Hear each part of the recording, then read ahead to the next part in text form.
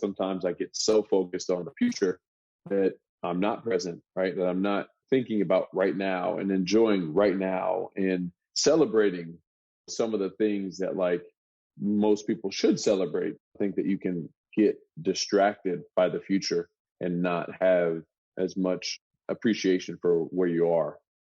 Welcome to this week's episode of the Dynamist Podcast, guys. Again, as always, we have a super exciting episode. This one, I think you guys are really going to take a liking to. I've had a number of athletes on the show before, and we're going to talk about this in just a minute, but I believe there is just such a strong correlation between successful entrepreneurs, the road to entrepreneurship, and athletes that have competed at the highest level. We've talked about this multiple times on the episode. We've had some baseball players in the studio before. Of course, I've correlated my background of special operations in the military, and there's something about being on a winning team, the mentality, the mindset, serving other people before yourself that really contributes to success in all areas of life. And today's guest is one of those individuals who just exemplifies every single one of those properties. And today we have Anthony Tolliver, a former 14-year NBA basketball player. I'm just going to read his bio really quickly because there's so many bullet points in here. And then we're going to jump right into the conversation. But Anthony is a passionate businessman, entrepreneur, family man, and most importantly, a man of God. He says that his proudest achievement is his relationship with God and his beautiful family. Anthony has a wife, Jessica, 4 children, 2 girls and 2 boys.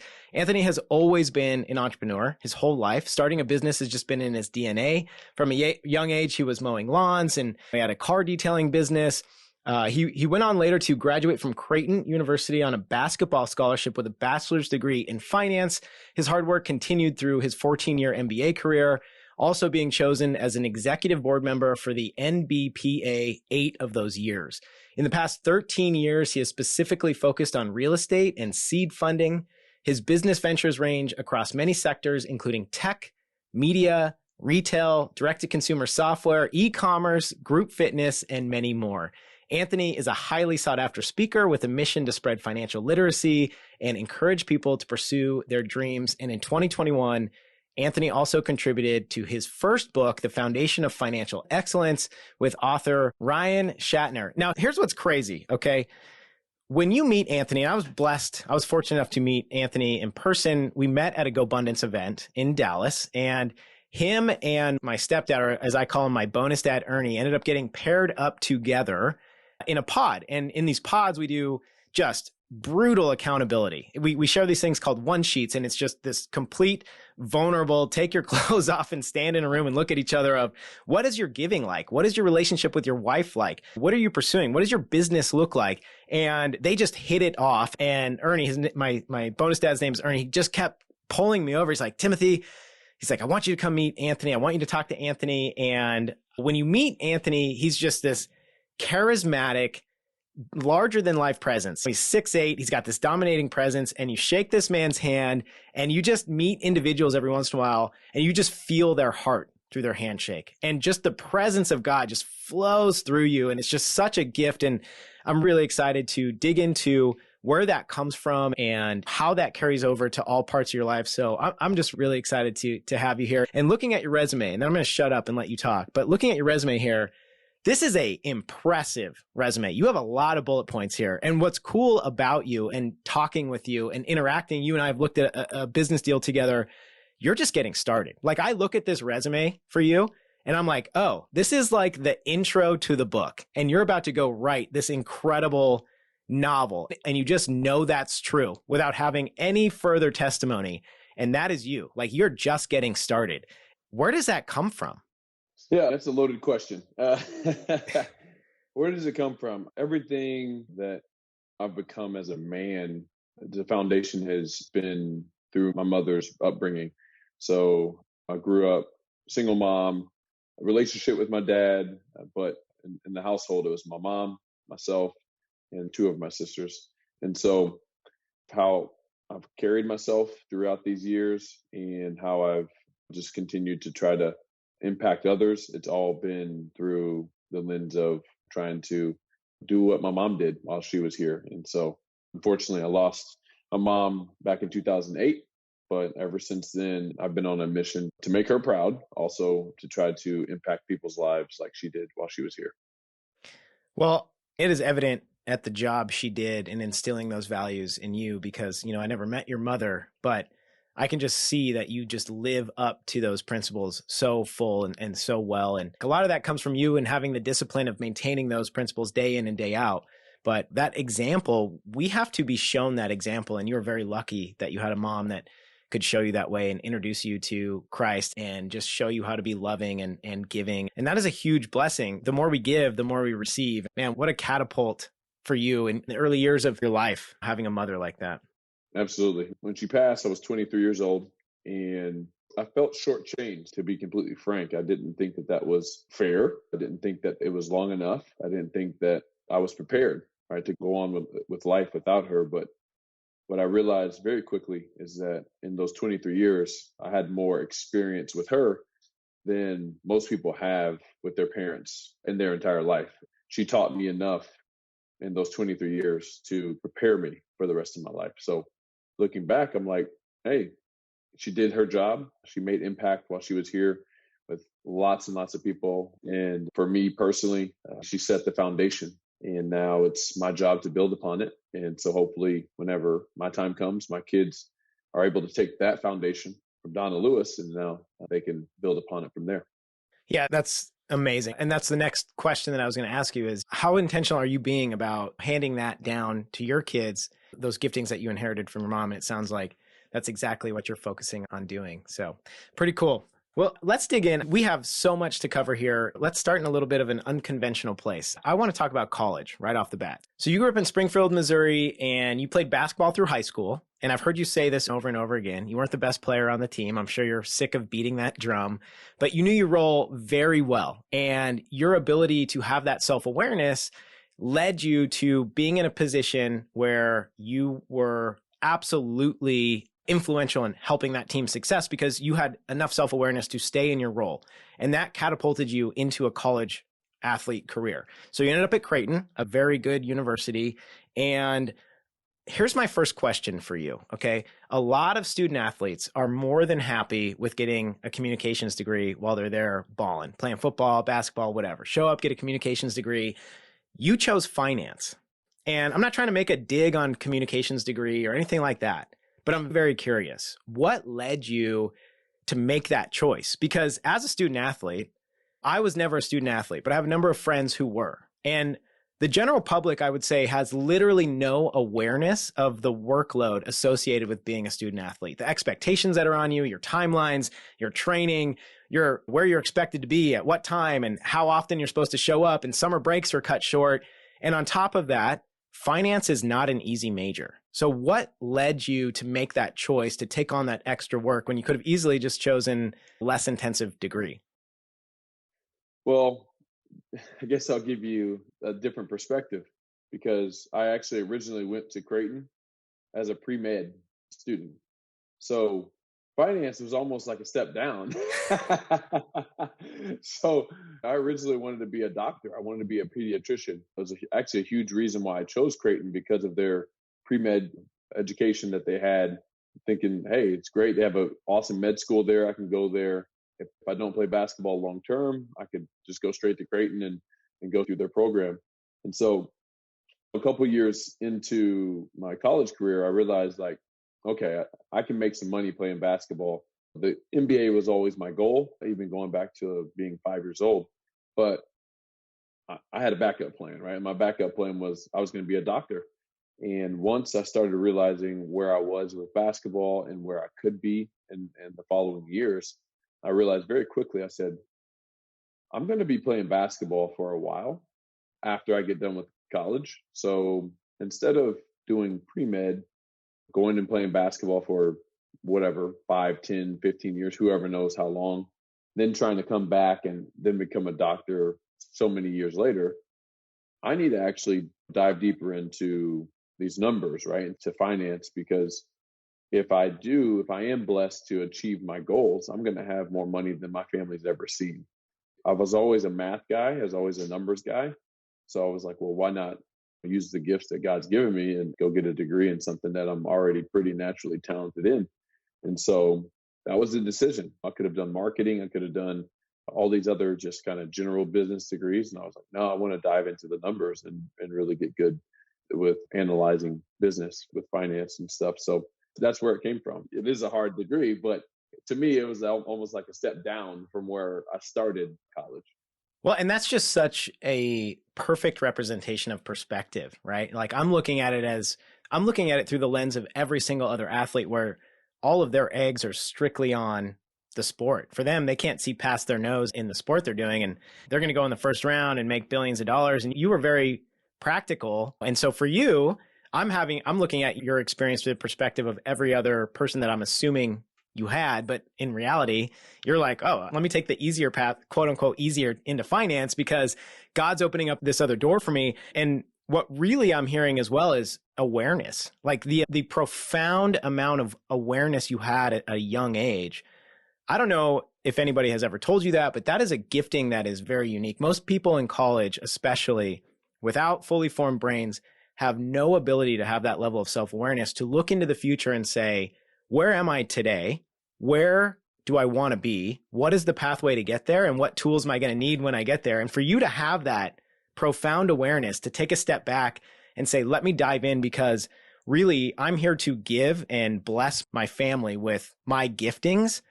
Dude, that's like next level special. And I don't know if you've ever stopped and appreciated that, but that is like divinely gifted to you for sure. I would say that has been a gift of mine, has always been to be able to step out of the present and look into the future and then make decisions based upon those things.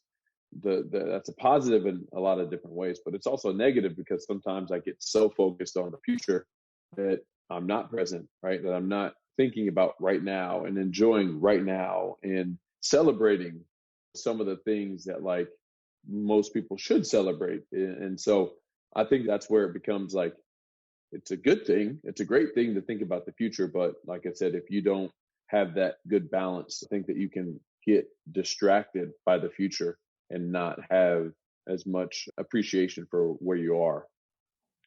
So what do you do to combat that imbalance when you're focusing on the future? This is a common problem with a lot of entrepreneurs, a lot of people that are growing their nest egg.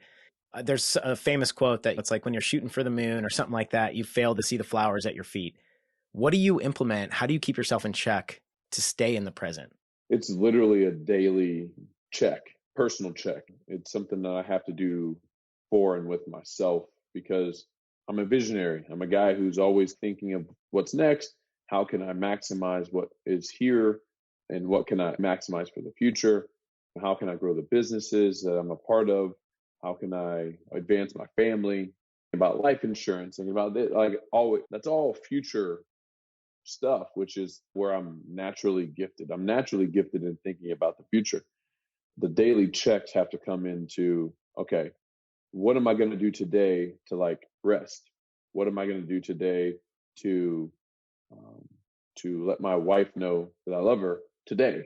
Like, what's different from today or tomorrow or whatever. If you don't take care of the present, there will be no future, right? It's something that I have to actively think about on a regular basis so that I don't get so caught up in the future that I'm not even present in the now. You made a statement. You were talking to me about the realization of, hey, what does my future look like for basketball? And this is not what I came to ask you today, but I'm trying to pick up your trail of success and emulate it. You mentioned that, hey, you started to have this awareness of what does my future look like with basketball? And here's where I am right now. I'm curious. How did you come to that realization? Did you have a coach? Did you have a mentor that approached you and said, hey, Anthony, like there's a future here. And if you do this thing over this period of time, you can get there? I wish I'd had like this aha moment from a mentor or even had a mentor to give credit to, because I totally would. But it wasn't the doing of a mentor. It was literally me studying and understanding where I wanted to be. So I knew I wanted to play in the NBA. I'm a fan, so I study it. I watch games. I study people. I studied the people who were in my positions, right? Specifically. Of course, you could study LeBron or you could study Michael Jordan or Kevin Garnett. You can study all these people who are superstars. To me, it's like that doesn't really do me any good because I'm not them and I'll never be them. I'll never be Michael Jordan, LeBron James. I'll never be any of those guys. But what I found was I can find somebody on this court that I can replicate, right? And that's how I approached it all. And I always used Robert Ory as an example. The later stage Robert Ory, the younger Robert Ory was extremely athletic and gifted, right? But the later Robert Ory, he was a role player. He was a guy who just played defense, made open shots, and was solid. And I was like, I can do that, right? I can do that. I can't jump and touch the top of the backboard like some of these guys, but I can be solid. I can play defense, and I can do those things. So just thinking back to my thought process as a college athlete, I'm like, well, what do I have to do to get there? What do I have to do to be able to do those things?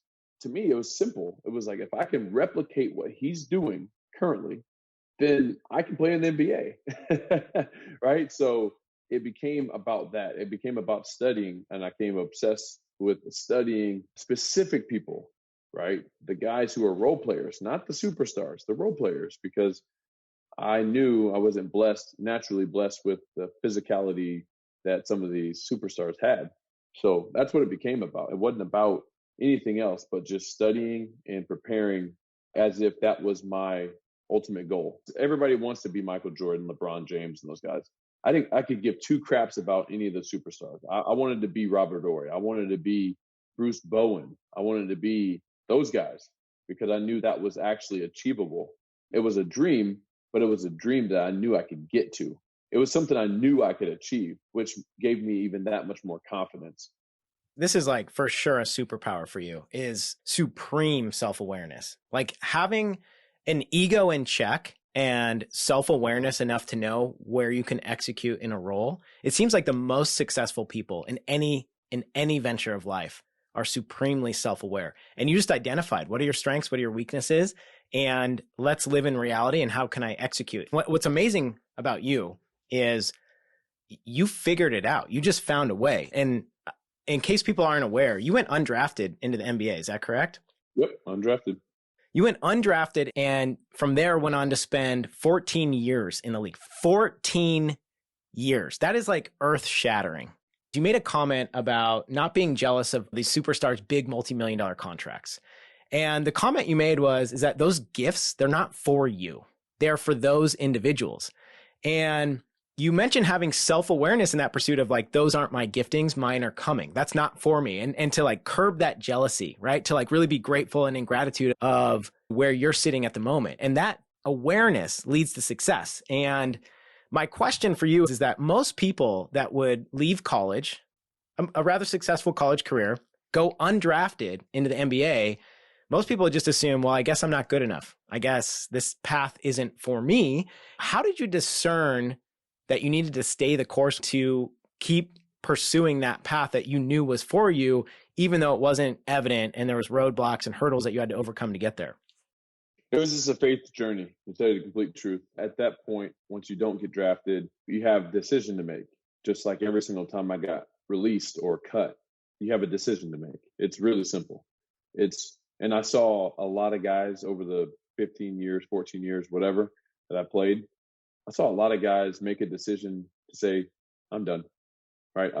I'm done with it, right? I'm done trying to make it to the NBA because they keep on telling me I'm not good enough. And that is something that you have to have, yes, self-awareness, but you have to have enough self-confidence to be able to have somebody tell you essentially, right? Like, because it's not always you're not good enough. Sometimes it's a numbers game. Hey, we got too many guys in your position. Unfortunately, we have to cut somebody, right? Doesn't mean you're not good enough. But the thing is, if you're really good, they're not cutting you, they're cutting somebody else. It's a roundabout way to always say that you're not good enough. And that's hard for people to hear. It's hard to hear that. No matter who you are, no matter what job you have, if somebody's telling you you're not good enough, it's really hard to hear. But that's where my faith is the most valuable thing in the world to me whenever it came to that process and that journey. Because without my faith, there's no way I make it through those first 3.5 years to even make it into the NBA, because I got cut like 8 or 9 times in the process, right? And so to get told that many times you're not good enough and still have the supreme confidence that I am good enough, right? And even telling yourself that sometimes whenever you don't necessarily believe it, but saying it out loud and being able to show that to people, it's a gift, and it's something that only came from my faith, because through all those ups and downs, through losing my mother and through struggles on the court, off the court, all those things, it's like ultimately falling back on, if it's God's will for my life, it's going to happen. And if it's not, and it sounds simple, but it's hard to accept whenever his will doesn't align with yours. And that sucks, but it is reality. And so I just had to keep leaning on that. But I was like, I'm going to work as if it's depending on me, but I'm going to still keep the faith, because I know it doesn't depend on me. I know it ultimately doesn't depend on me. Yeah, having a relationship with God, having faith to that level it really is a superpower. And for people that haven't experienced that type of relationship with God, it's really hard to tangibly explain to somebody, but it's almost like a cheat code. Like the ability to submit, to literally submit and just put it in God's hands, it's a superpower. And people that don't have access to that, they're competing at a level at a disadvantage. So I'm curious, because you spent a long time in the NBA, did you see people start to look at these other bigger contracts and become jealous and say, I want that superstar status? Did you see burnout due to people trying to become that superstar when maybe they weren't rooted in that type of gifting? What did that look like? Why is staying in your role so important, especially at the highest level? It's a skill set in and of itself, right? The ability to essentially humble yourself, because if I would have gone to every team in every situation and said, hey, I'm more capable of doing more than what you're asking me to do, and I'm going to continue to push to do more and push to expand my role or whatever it may be, there's no way in the world I make it 14 years. There's just not a chance, because the coaches are always looking for players like me. And I say that meaning not like in any cocky way or any, anything like that. They're looking for players. They know exactly what they're going to get out of them. They're consistent. They stay out of trouble. If they play, they're going to be positive and be the best teammates while they play. If they don't play, they're still going to be positive and they're still going to be great teammates. Like I said, looking back and you're identifying what teams want, need, and don't have enough of, it's like, well, if you fill a role, if you fulfill that role, you're going to have a spot. Every team, no matter what, are always going to welcome more shooters. Every team is always going to welcome more defenders. Every team is going to always welcome people who have great attitudes. So that became my role. That became my blueprint. It's not simple to do, but it's also the ability to humble yourself, because I'm capable of more than just catching and shooting a three. I'm capable of more than just defending and just doing these 3 or 4 things. More capable than all of those things, but it's not necessarily what they need. Certain teams allowed me to have more freedom. Certain teams kept me in a box. Guess what? You're paying me. So you tell me what I need to do, and I'm going to go do it. Something I'm really focused on lately is endurance in life and business, and what kind of practices can I implement into my personal life that are going to keep me functioning day to day and keep me coming back for more. So some of that is like not letting ego get in the way, not getting over leveraged, not lifting too heavy in the gym. All of these things, life, business, fitness, it all correlates. And I'm really curious because obviously 14-year career in the NBA, very impressive. Longevity is clearly important to you. I'm curious, what do you do to ensure that you have the ability to continue to show up over time? What kind of practices do you implement for longevity? Yeah, it's funny you brought that up, as far as like kind of the correlation and how business and sports and all that stuff, like how there's so many things that kind of cross over. Really, to tell you the complete truth, there's no secret. It's consistency. It's daily reps. As a shooter, got to shoot shots every day and make sure that I'm putting in the work on a regular basis. It can't just be one-offs, right? Just like in business, you can't just have 1 day a week or 2 days a week where you put in 12, 13 hours and then you're like, all right, I'm going to take the other 4 days off and expect things to go smooth. Unless you build a machine. You build a machine as a business, then that's different. But if you're building the machine, you better be touching that thing every day. You better be building that thing every day. The biggest thing that kept me healthy was my recovery. It's hard work every single day, yeah, but I put in as much time in my recovery as I did in my work. And a lot of people didn't want to put in that extra time. A lot of people didn't want to put in that extra work because it is work. So it is recovery, but the recovery is work as well. So in business, it's the same thing. It's, hey, what are you doing to always put in the extra time to enhance your business? So you're working in your business maybe, but then what are you doing to work on your business, right? And to help it function better. So for me, basketball, stretching every single day, hot tub, sauna, cold plunge, all that stuff, right? It was a daily routine. And so what are you doing in your business on a daily basis to help it long term, right? So you're always focused on the short term for sure. You got to make sure that you take care of today and tomorrow and this week. What are you doing to make sure that your company is functioning well next month and next year as well? What are you doing on a regular basis to make sure those things are true?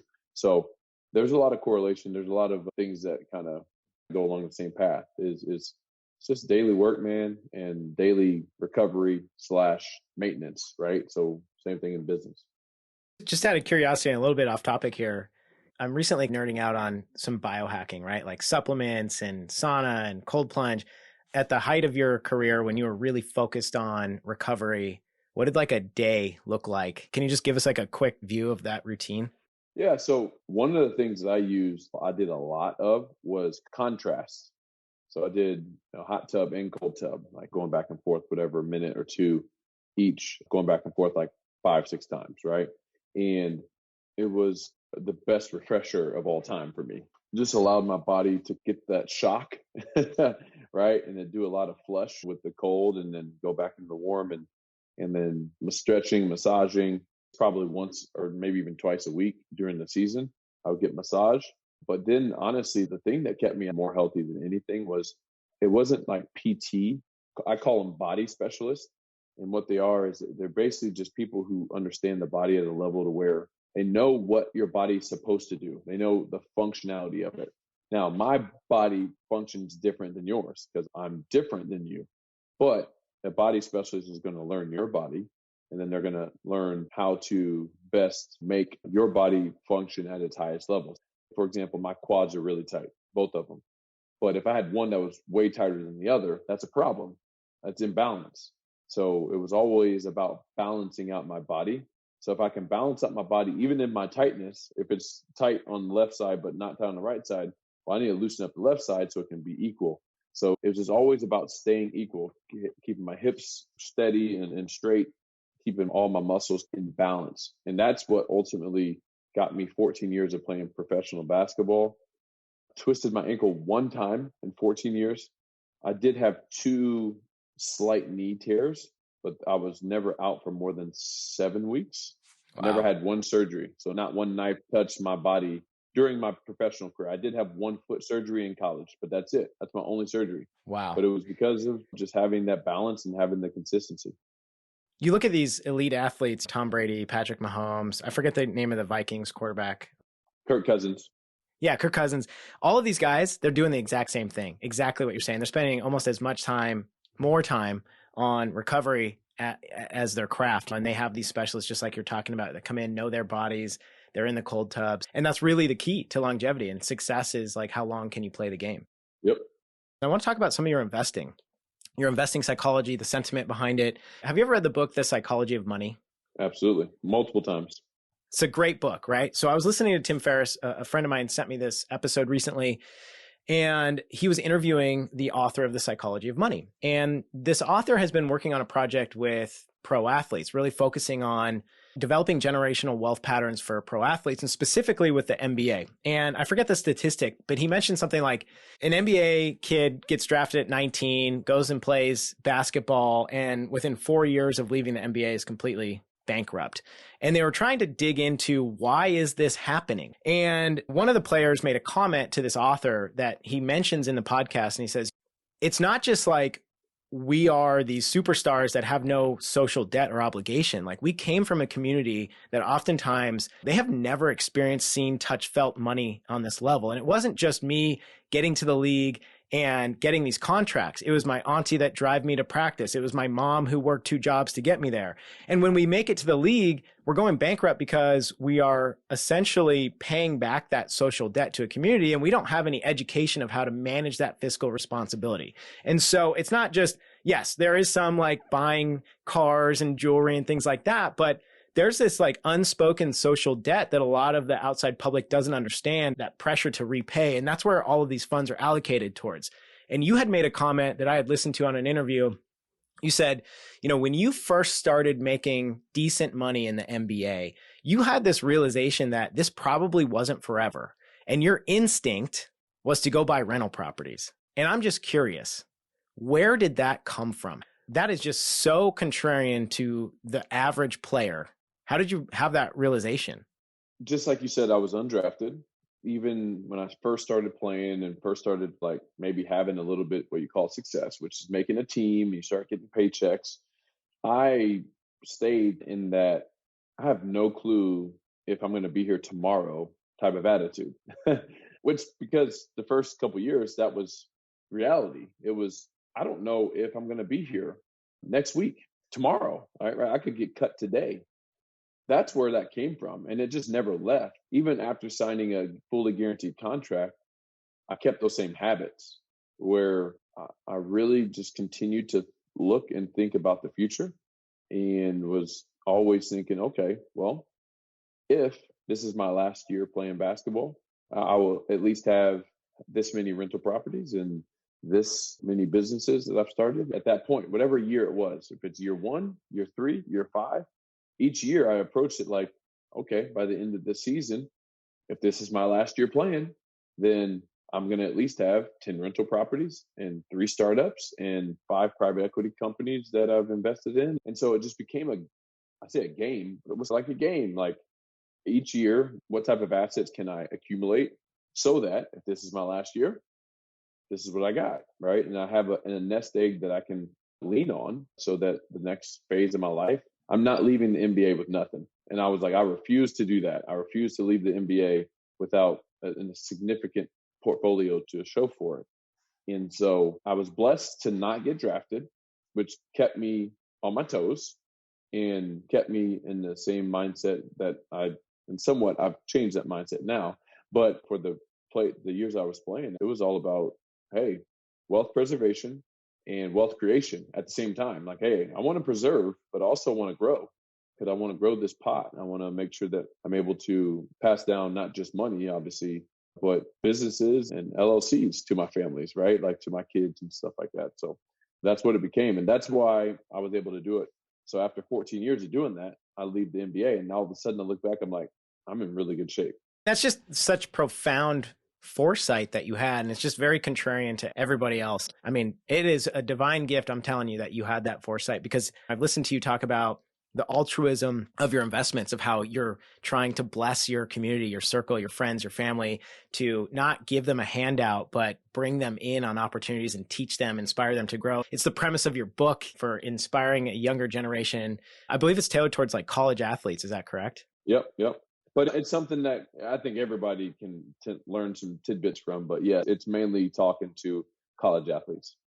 So I'm curious, and we'll leave with this. What is the psychology you have on investing? What do you look for, and what are you working on right now when you're looking at investing, where you're going to place your money? You're a person that, because of who you are, the longevity of the career you've had, your name, you're not an unknown. So opportunity comes to you frequently. I'm sure people are constantly showing up at your door with some new opportunity.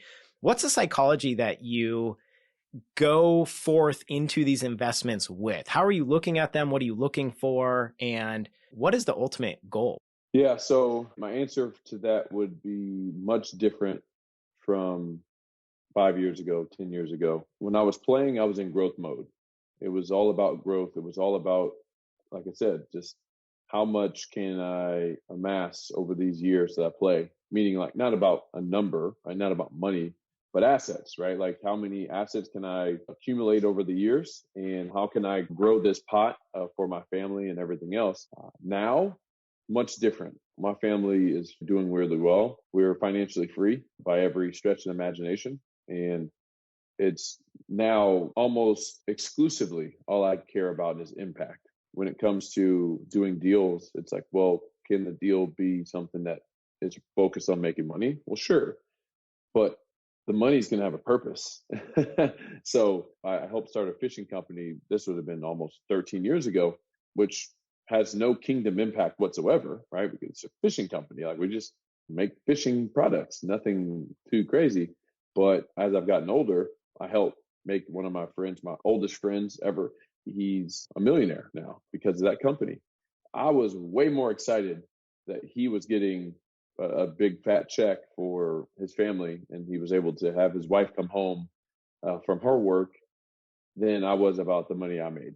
Right. And so that was one of the first times I realized this is what I want to do for the next 50 years is to see how I can help impact others.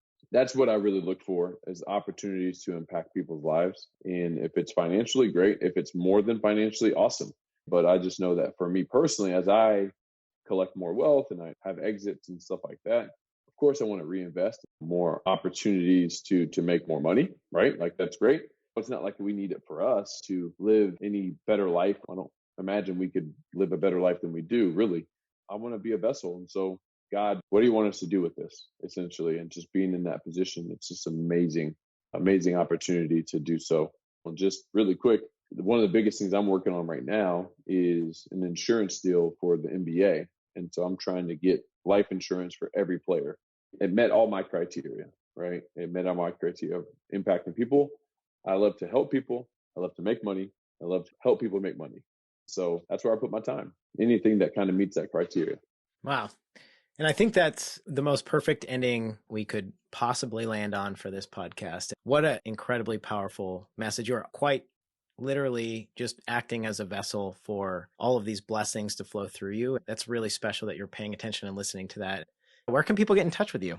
My Instagram, I'm most active on is Tolliver44. I have also a LinkedIn, I have Facebook, Twitter, or X, whatever you want to call it. Not on those nearly as much. Instagram's the number one place. But yeah, man, that's where I reside on the social side. AnthonyTolliver.me is my website. You can check out what we're doing, my foundation, do a lot of foundation work, building water wells in Africa, scholarships, basketball camps, free camps, and stuff like that. Just trying to make an impact and giving back and do some really cool things. I love it. Well, thank you so much for coming in the studio. I really look forward to having an opportunity to interact with you again, hopefully in person. And to all you listening in the Dynast world, I hope you got some value out of this week's episode. I know I did. We will catch you all on the flip side. See you next week, guys.